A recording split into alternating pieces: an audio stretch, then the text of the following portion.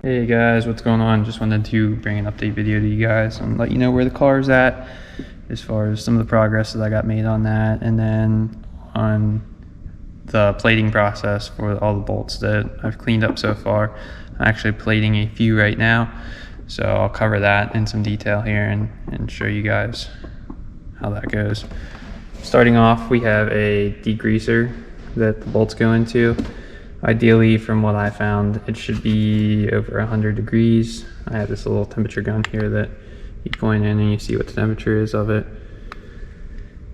And then after that, it comes out, goes into a degreaser bath to make sure any of the degreaser from possible oils or debris on it are off of it. And then from there on out, we go into an acid bath that takes all of the previous coating and any rust impurities off of the bolt or nut or whatever your coating washer. And from there, I go into an acid bath similar to the degreaser bath to make sure that any of that residual stuff comes off of the bolts, nuts, so on and so forth.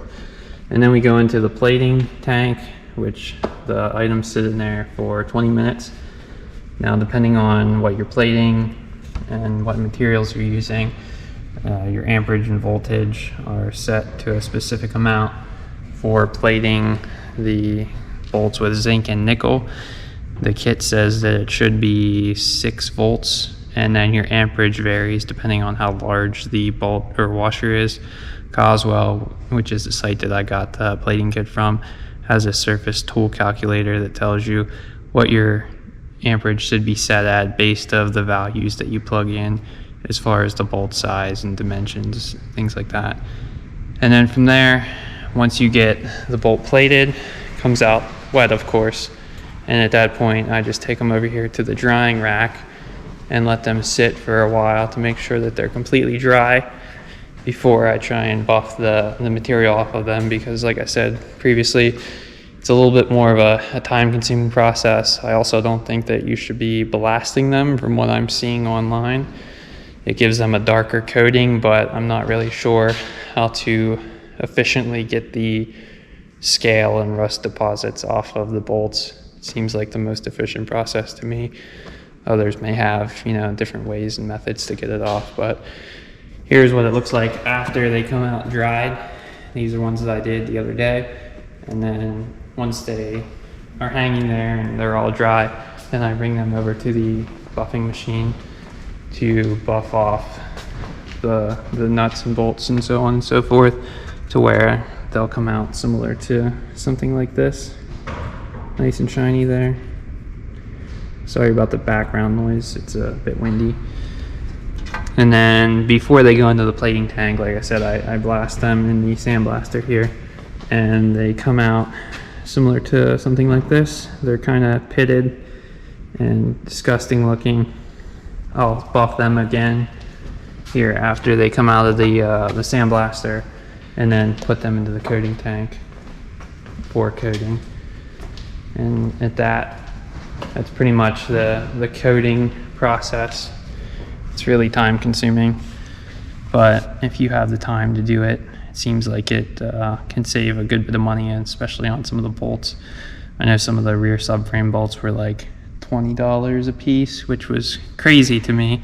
That's why I bought the kit and decided to plate as much as I could, so that way, it would save some there at least. Alright, so since I went over a little bit of the coating process and all of the steps involved, I thought I'd give you guys an update here on the Evo. I got some coilovers in this week and got them bolted in to all of the knuckle and control arm and tie rod assembly there, and I also got the wheel bearings in. They are Fortune Auto 500 coilovers. I thought they looked really nice up in there. And then as far as the knuckles go, I blasted all of the knuckles the whole way around the car there in the sandblaster. And then after they were sandblasted, I cleaned them up with some acetone and then put some Cere Coat on them. It is a paint that goes on and has to cure for 5 days air temperature. There's different types of Cere Coats that you can get. There's an oven-based sear coat, there's the air temperature sear coat, and there's different codes as far as the paint goes. There's a website that I ordered them off of and got that pretty quickly. The painting process was fairly easy. I just went ahead and got the beginner/intermediate paint gun, and then from there mixed up the paint into the gun and then just painted them with the air compressor, and then they came out looking like a stainless steel material. I also got some satin black and red. I don't know if I'm going to be able to get any more painting done this year. It's actually getting cold. It's since the beginning of November here, it gets pretty chilly at night and stuff, so I might have to hold on as far as painting stuff until next year. But I also got the rear subframe and diff and everything bolted up in here. That actually turned out really nice and looks good. I had some issue as far as getting that up in here, but I was able to get everything all together here this week.